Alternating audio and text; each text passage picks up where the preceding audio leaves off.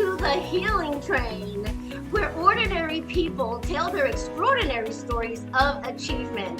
Now, we know that everyone has a particular journey, and we're not all going to see the same landmarks. We're not all going to have the same street names on our journey, but we all are going to go through a journey of trials to triumph. We are going to go through this journey of struggles to know that we can make it through those struggles. We are going to talk to Mr. Jahmal Potter today. He is our passenger on the Healing Train, and Mr. Potter is going to tell us all about his life. He is an entrepreneur. He has a company. He employs 17 people, for goodness sakes, but he won't call himself a CEO. No, that's the humility that Jamal has. He says, no, I'm just out here helping people in the community. And he is truly doing that. And so with no further ado, I want to first welcome all of you here. And now we're going to ask Jamal, please come and say a few words to the people. Well, how you doing? First of all, thank you for having me on the Healing Train. I was born and raised in Virginia Beach, Virginia. I currently live in Norton, Virginia, and as she said, I have a couple of different businesses. I'm a DJ. I have DJs that work for me. We do inflatables, we do photo booths and things like that. I recently opened a skating rink, and the skating rink we've been open for about 6 months now. Actually, our 6 month anniversary is today. Actually, we've been open exactly 6 months today. And so, I mean, really, yeah, there's a lot of things that you run into that that you just don't really know. Like there's no answer to the problem. You just kind of have to learn to figure it out. And really, so my business model has been this: you try a bunch of stuff. Some of it works, some of it doesn't. The stuff that works, you keep doing it. Stuff that don't work, you stop doing it, and then you just try a bunch more stuff. A lot of people think, they think that you have to have some kind of mastery of business to start a business, or you don't. Like you just have to do it, and you'll learn along the way. You know, Oh the my goodness. Yeah, I mean, That sounds like such great advice. You learn along the way. Oh my yeah. gosh, yes. Tell us more. So for also, I actually in 2019 I had my first book published. I wrote a kids book. The kids book is called "Where's the Wood Booger?" And for those who don't know, Bigfoot, another name for Bigfoot is the wood booger. And so where's the wood booger? And I'm actually was contacted with, I was been in contact with my publisher. We're going to be releasing another one in looking at about September. So we'll look at the releasing the second series. And the goal is to have several of them. Oh But my gosh. yeah, and in the process of writing a book, it's like people think that there's some magical process to writing a book, and there isn't. The thing you do, you just start writing. And then once you start writing, you say, well, then now I got to get it illustrated. So then you find one, and now I got to get it published. So you find one. I mean, there's no, people think that there's some form you fill out. Like, no, you just have to start. And once you start, you'll figure it out. Like the direction in which you want to go, so just start walking. It's really not as complicated as people make it seem. Wow, that sounds awesome. Hey, Jamal, you know what? You sound like you have great success in your life right now. I am so excited. I didn't realize you were an author. That is so exciting. I also wrote a book. Mine is on trauma healing. It's called The Energy Harvest, You the know, spiritual model for the enhancement of your life. And it's a workbook and all of that. And that yeah. writing process, I'm telling you, was not for the weak. It is not for the weary. And you, so you know what I mean. When they say you just started, you had the idea one day, and then you just start writing, and then one day you finish writing because you kept going. I mean, there's, you know what I mean. Like it's not a magical process. It's like, hey, I want to do this, and then you read it. Well, this didn't quite sound like I wanted to, so then you write it some more, then you erase it, and you write it, and you erase it, and you write it, and you come up with a product, and you give it to the world. I mean, that's how it is. Sure. You're not an author until you're an author. That's it. That's it. Well, hey, Jamal, you know what? We'd like to hear just a little bit about your background. What was little Jamal like? Was he in school being bad, or was he in school paying attention to the teachers and getting all great grades and all that? What was little Jamal like growing up? So, okay, so first of all, I've always been, me and my mom have a great relationship. I talk to her all the time. So I was never a bad kid. I, however, was one of the kids that got in trouble a lot because I am just a naturally energetic person. I mean, I bounce off the walls. I don't smoke, I don't drink. And I don't drink because people say they needed to drink to have fun. And I'm so crazy that I never needed to. I'm the life of the party. as I'm just life is enough for me. So what'll happen is I was so bored in class because I got all this energy, and so then you get in trouble, and then because you can't sit still, and they like to label that stuff, but really Mm, I'm just energetic. And yes, so they take away recess. Well, you take away recess from me, you're gonna make it harder for yourself because now I have no way to burn that energy. exactly. So it's but no, I'm just super super super energetic. So school for me, but I mean I learned at a very young age that your teacher is in charge of your grade, so that's not the person you want to torment. So I was a teacher's pet that often got in trouble. If that's a thing, you know, because I would also offer to help the teacher all the time, but I'm also can't sit still. So it's like, well, what do you do?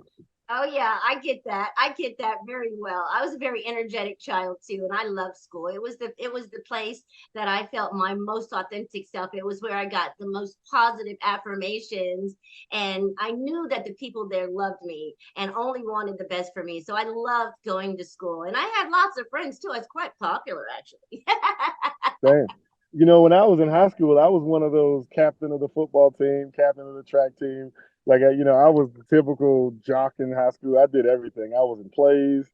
I was there. We had this thing called the Mr. Salem pageant. I went to Salem High School, Virginia Beach, and it was like this funny little pageant for the guys to do, for people to come and watch. And I won Mr. Salem. I mean, I was on the homecoming court, Oh, nominated for prom king. I was like super, super popular. But my brother told me like get involved with as much as you possibly can, and so I was the guy that was trying to be the best football player, but also trying to be in the chess club. Like I wanted to do everything. oh, I love it. Diversify. I Absolutely, also, yes, because at Spirit Source Connection, we believe that we are multidimensional spiritual beings. And so we have the dimension of the mind, we have the dimension of the body, and we also have that component of our spirit. And so learning how to grow in all of those areas makes for a well-rounded individual. Now, I want to ask you just a little bit here now. I know that along your journey, there have been some times where I can speak from my journey, and then maybe you can right. identify and share some from your journey. On my journey, there were times where I felt like I wasn't going to make it. There were times that I felt like giving up. There were times when I felt like, oh my God, what is my future going to be like? Because I had no vision and I had no dream. So what I want to ask you is, at what point in your life did you have a vision and a dream for it becoming what it is now, or did you? So really, the answer to that question is I've always been a dreamer. I've always been a dreamer. I've always been the person that I wanted to create things, and at times you don't really know what it is. So this is when it hit me. So when I was in elementary school, I played flag football, and then I was in choir, and I was in choir, which is all entertainment. So then when I got to middle school, I was doing like poetry contests, and I played football, and I was in plays, and which is all entertainment. So then when I was in high school, I played football, and I was doing all these things, and all of it was all entertainment. So then when I got to college, I was playing football, and I was majoring in music, and I was doing piano recitals and playing football and such. And then but again, all entertainment. So then after I graduated, I was writing my own original music, and I was performing, and so it's all entertainment. So I thought at each level, I thought that I loved that specific thing. So let's say when I was in elementary school, I thought I just loved singing. And so I wanted to be a famous singer. So then when I was in middle school, I wanted to be a football player. And in high school and college, I really wanted to be a football player. But when I graduated and I was still doing different things and plays, and I loved that too. And so what I learned is I didn't love any one particular thing. It all was me. Like all of it was entertainment was who I was. So, and it wasn't like, because I worked in Taco Bell, and I worked in these places, and I was a cook, and I was a server or whatever. And but entertainment was the one thing that it didn't matter what I was doing in my life, I was always entertaining. So then one day it hit me, and I learned that there's a reason why, you talk about a spiritual connection. There's a reason why I could stop being a cook, and I was okay with that. But entertainment, I could not get away from at any point in time in my life. So then I realized, it hit me that there's a reason why entertainment was the thing. And it's not just one form of entertainment, just entertainment. So once I learned that it was just entertainment, I wanted to be entertainment in every way I can do it. So when you talk DJing, I DJ, and when you talk skating, so I can entertain people there. You're talking reading a book, so I can educate while entertaining as well. So it just hit me one day that this is what I was put on this purpose to do, is to show people a good time in a way that they can have a good time in every age group, every race, every gender, like it doesn't matter. I have a way to entertain everybody. And that's when I learned that this is what I was put on this earth to do. Oh, wow. How exciting is that? There's nothing like knowing your purpose. I had no idea that my purpose was going to be trauma healing and championing the healing of that, of ourselves. I had no idea that I would write a book. I had no idea. All I knew Same. is that I wanted to be used. I knew I had a great purpose because I could feel the greatness in me. I just couldn't see it around me. And that's why Right. I'm so grateful for the healing train, because here ordinary people get to come on and show us what is possible. Because see, we perish for lack of vision. And a lot of times, if we can't see that vision around us, where are we supposed to go to find a vision for ourselves? And so that's what you're doing today, Jamal, is helping people create their vision. You're helping people to see that you did not grow up to be this entertainer, but this is who you became along the way. As you tried out other things and that didn't work for you, you continued to gravitate towards this particular part of who you were. And then being able to look back at yourself and say, wait a minute, I've always been in entertainment. This has Yeah. always been there right before my eyes, but you didn't see it right then. It probably Right. wasn't until after, because that hindsight is 2020. You know what I'm saying? Yeah. And to add on to that point, what I learned is how stifling some things can be. And so when you Ooh. talk about vision, a lot of people don't realize they feel like they don't have a vision, but the reason why they don't have one is because something is stifling you and you don't realize it. So, I've worked jobs that I absolutely hated. I have to survive, but I worked jobs that I hated. And then, you look at this job and you think, you know what, I absolutely need the job, and I need to work and I need to survive. And then when I personally got rid of that job, or I had to leave that job for whatever reason, it was like I saw colors. It was like I realized that the need to survive is very stifling, because you Oh, focus yeah. on, because there's two things to focus on. You focus on the creative part of your life, and you focus on the survival part. Survival is so strong because you got to eat, you got to drink, you got to have shelter and food. So you're like, man, I got to do this to survive. But then once I got rid of that helmet, so to speak, it was like, oh, like there's a whole world out here outside of this job that I'm killing myself for. So there are things that are stifling you and you don't realize it. You may be in a relationship and the person you're saying, hey, I want to try this thing. And there's nothing wrong with them taking precautions and making sure you're okay. Like if they don't believe in your dreams immediately, like that doesn't mean that they don't believe in you. Like there has to be, like, you gotta convince them. So Okay. oh, huh? I'm listening. Well, yeah, and when you got to convince them, essentially, it's trying to teach them to see the future. Imagine if I walk you to a store and just it's an empty, ratty looking store, and I'm telling you I see a bakery. This is going to be Jamal's bakery one day. All you see is this ratty store. I see the customers going in and out serving cookies and brownies but all you see. And so if you don't see that, it's like, well, you don't believe in me. It's like, no, you aren't convincing enough. If you tell me you want to be in the NFL, but all I do is see you on the couch sitting there, well, then I don't believe Ooh. you. But if you tell me you want to be in the NFL and every morning at 6 o'clock you're out working out and running, I'm gonna believe. Oh, you really got a shot. Like this is something you truly believe. So if people don't around you don't believe you, that you can't blame them for that. You're not giving them enough to hold on to. You can't Oh, just wow. yeah, you can't share your vision with somebody and expect them to see what you see. Like we none of us see the same thing when we look at one thing. However, when I opened my skating rink and I put up the sign that I saw, now they see it. They're like, oh, it is there. Like, yeah, because I put it there. Oh my You goodness, know, it's so great that we don't have to wait for other people to see our vision in order to make no, progress. You can move forward ahead, showing people what you see by putting in the work. Woo-hoo! That absolutely. was so powerful what you said. You have to put in the work. If you expect people to support you and to be able to see your vision and come alongside of you, they have to see you putting in the work. And if they can't believe your final vision, they can believe the work that they see you putting in. Ooh, Exactly. that was powerful. powerful, Jamal. This is so It's true. awesome. I mean, even when you go get a loan from the bank, they're like, well, yeah, we'll give you a loan for your house, but you got to put down a certain amount because they're like, if you're not going to invest into it, why should we? And that's why they do that. So it's like, if you want my emotional investment into what you're doing, I got to see your emotional investment, and your emotional investment has to be bigger than mine. So okay, well then now I'm with you. Now I'm along with the ride. So, Oh it's my goodness. everywhere around us. You just got to take the note from the things that you see. Yes, that is so powerful. Thank you for bringing that out. I see people saying, "Oh, I'm waiting for this and I'm waiting for that," mainly sitting around waiting for the Lord. Okay, well, He gave you some talents, He gave you a body. Go on out there and put in some work. You know what I'm saying? It's easier to move a moving target than it is to move a stagnant target. You see what I'm saying? So if once you start moving, he'll move you in the direction that you're supposed to go, as opposed to sitting there waiting for him to move you into action.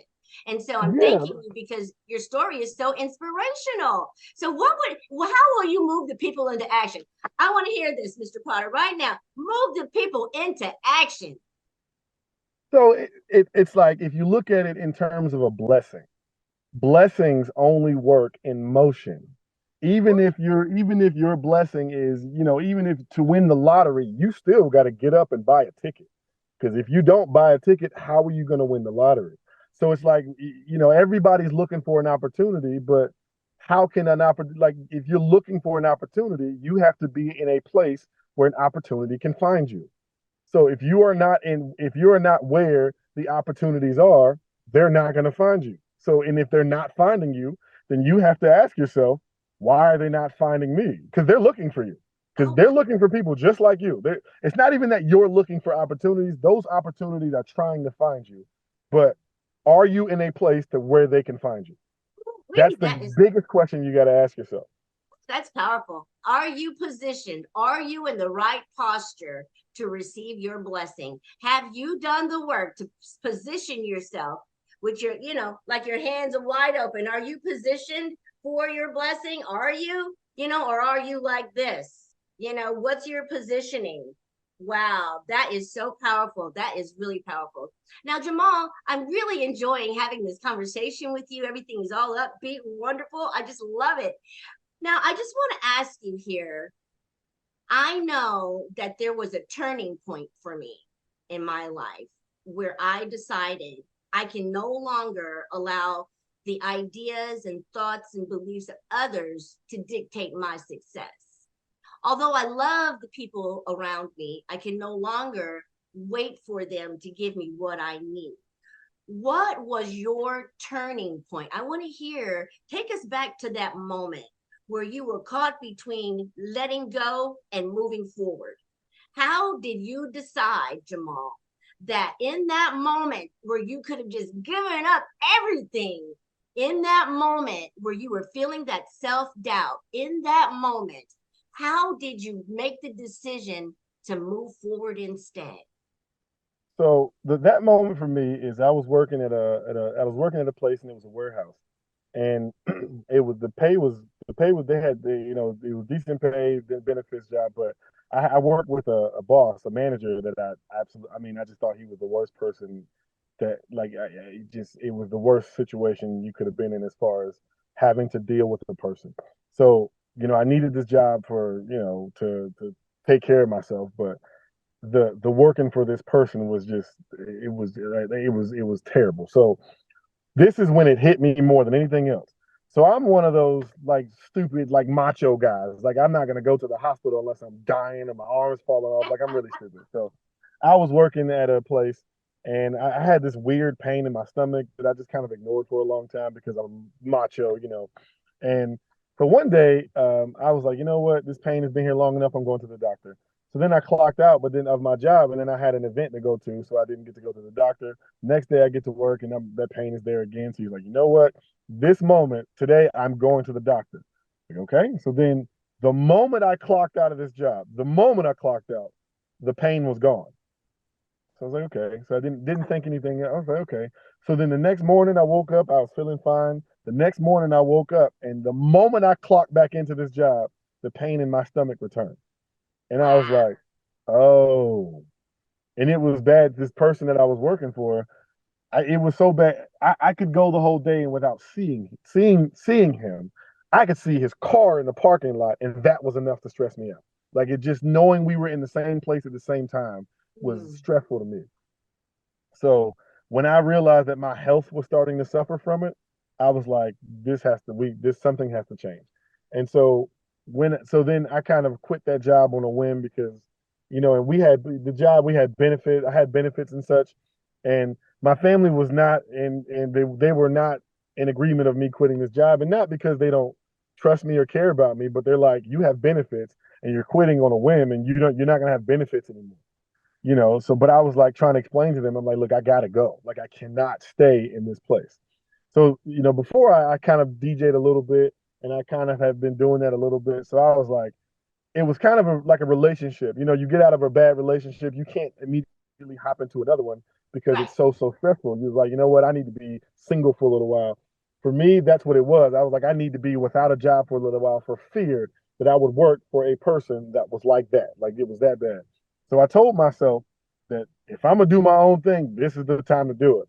So that was in September 16, 2016. That's I remember it vividly. So I had been doing events before, not very much, but then so October was the busiest month I had ever. So I was like, okay.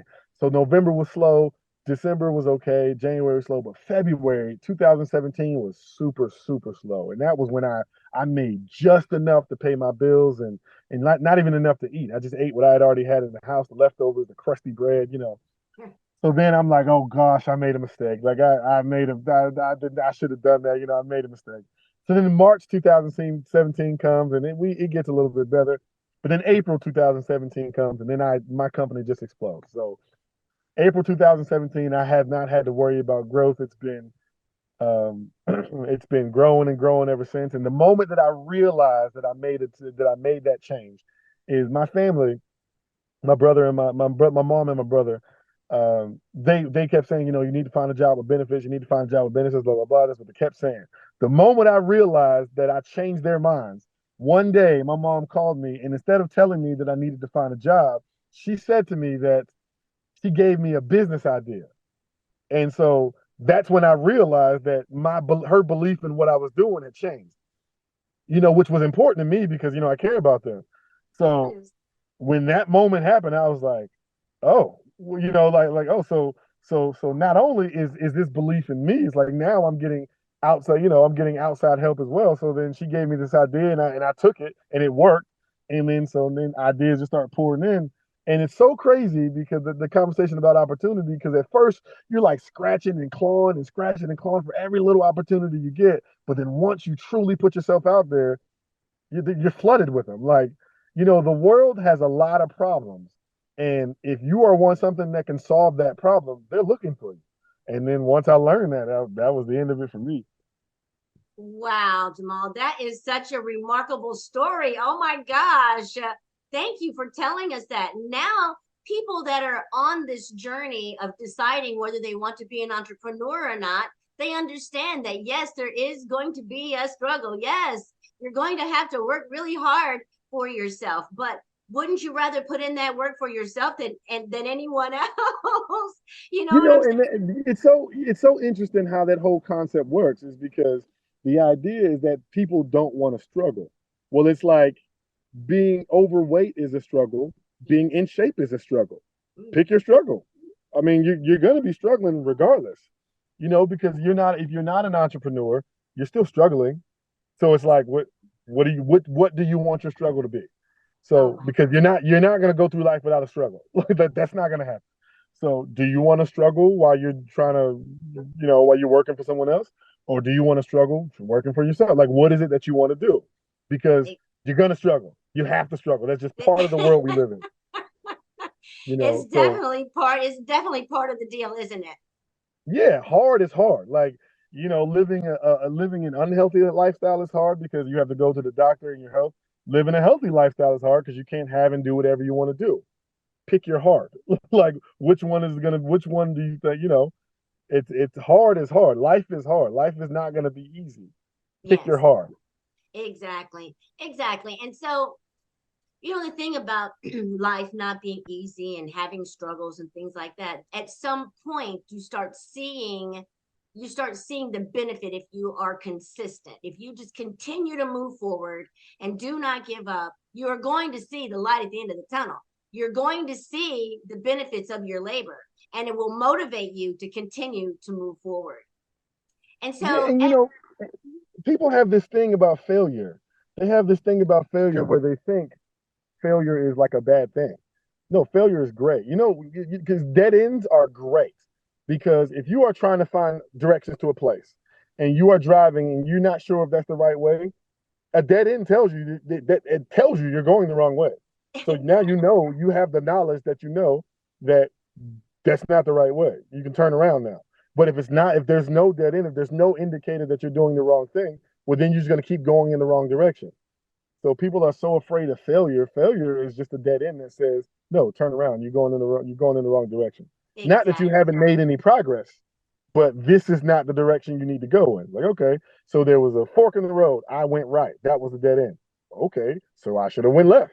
It's very, very simple when you look at it like that. Exactly. The So thing that's about what I it, think people need to hold on to. yes, thank you so much for that. And the thing about it is, being traumatized, early in life when making mistakes, will sometimes allow you to take it personally and allow you to internalize that mistake as you being the mistake and not you making a mistake. And so today I want to let people know, just like you said, it's just a change in direction. It doesn't mean that you are the failure. It means that this is not the right idea or this is not the right direction, as you said. So thank you for saying that. It sounds like we are so like-minded. I'm so happy to have you on the show today. Oh my goodness, this is Well, so thank you for having me. awesome.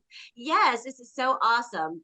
And so now I want you to have the opportunity to tell everyone about what you're doing. You told me that you built a skating rink. Oh my gosh, what a wonderful thing. I remember coming home in the summer times because I was a military brat, lived everywhere. I remember coming home skating, in the local skating rinks. And then I remembered as an adult skating in the local skating rinks. Skating was something that drew our family together as a family unit because that was something my father enjoyed doing. So as soon as our feet could fit the smallest pair they had, we were in skates.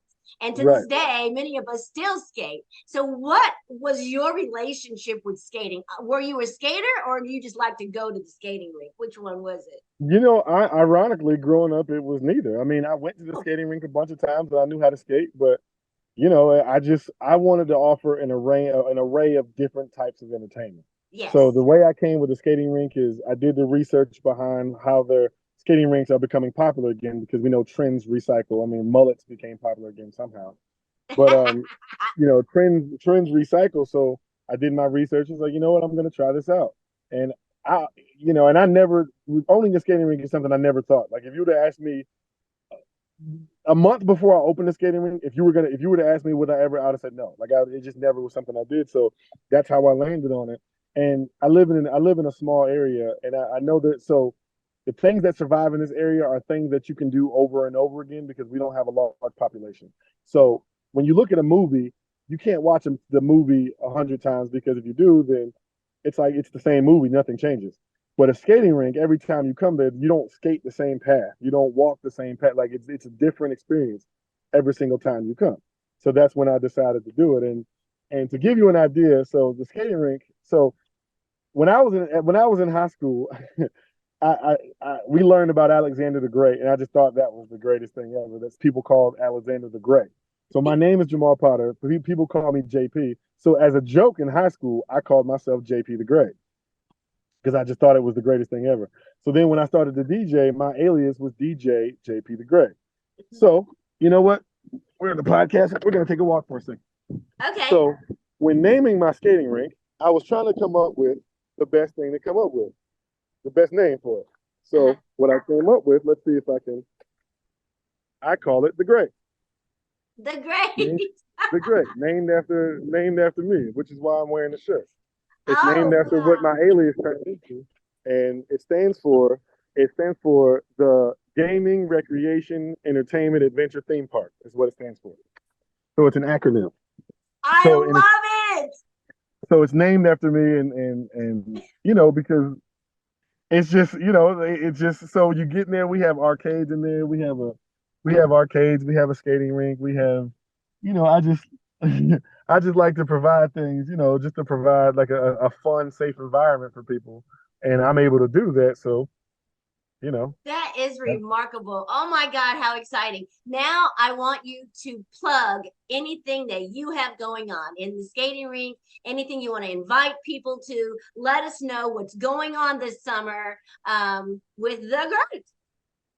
okay. So well, for me, I have a lot of different things that I'm looking to do. I have a lot of different things. So one, I'm currently working on a college tour with doing events with different schools and such. So I've done events in Washington State. I've probably been to about 13 different states with events as far as DJing and music is concerned. When my second version of my book is released, when the second book in the series is released, I'm looking at doing a book tour where I read at elementary schools. Ooh, So I'm looking to go as far as I possibly can to any elementary school I can possibly can. I'll go across the country if possible. But I would love to read at every elementary school possible. Um, so those are the two biggest things that if you're a college that needs music or an event that needs music, I'm the person to talk to. We can talk about a lot of different things that I can offer. And also, if you are a teacher, if you're looking, it's elementary age kids. If you're looking at having a reader come in, I'll come in at no charge to the school. I'll come in and I'll read because I just want to be able to share this book with as many people as possible. You can go to my social media. It's at JGreatENT. So the name of my company is JGreat Entertainment. That's the umbrella. But then you have JGreat Inflatables, you have the Great Skating Rink and things like that. But it's at JGreatENT for all of my social media as far as Instagram and Facebook and Twitter. And you also can find my book on Amazon. You go, Where's the Woodbooger? The next one will also be on Amazon. So you can look at that too. And I'm just somebody there's not a limit to the things that I want to do. Like there are going to be things that I want to do that I'm going to try to do. There's like I never thought I'd have a skating rink. So there may be a time where I'm opening a theme park, or there may be a time where I'm opening up a line of school supplies. I mean, I don't know. Like I just don't know what I'm going to get into, but just stay close enough, and you will see my name pop up somewhere at some point in time. That is my personal guarantee. oh my goodness. Thank you so much. I am so happy for you to come on here and share your life with us, share your extraordinary story with us, and all of the wonderful things that you're doing in the community. Jamal, I'm so happy for you, and I'm happy for the Indianapolis community as well. And everyone, you heard his email, his entertainment is at JB the Great. It's JGreat. J Great, all one word. J Great Oh, Entertainment. JGreat ENT. Go find him. He is the guy you want to watch, and we'll definitely have him back on again so he can continue to show us what's possible. What you heard today. There you go. There you go. What J Great ENT. Okay, what you heard today was an ordinary person coming on here telling his extraordinary story about triumph, about struggle, about vision. Oh my goodness, we heard so many wonderful things from him today. And I want to thank you all so much for listening. And thank you for supporting the Healing Train. We are sponsored by Spirit Source Connection. And I will see you next time on the Healing Train. Now, what we'll do is we will have the Healing Train episodes come out on Sundays at 8 p.m. So on Sunday, 8 p.m., I think Jamal is going to be on July the 30th. You do not want to miss this if you haven't seen it. If you have, tell all of your friends to come out and hear this, and please like, share, and subscribe to my channels. Thank you so much, everyone, and we'll look forward to seeing you next time. And in the meantime, of course, I'm going to ask God to bless you real good. And whatever you are manifesting, I tell you, don't stop. Keep moving. Keep moving. You're going to see your vision materialize right before your very eyes. Okay. And with that, we say thank you and goodbye.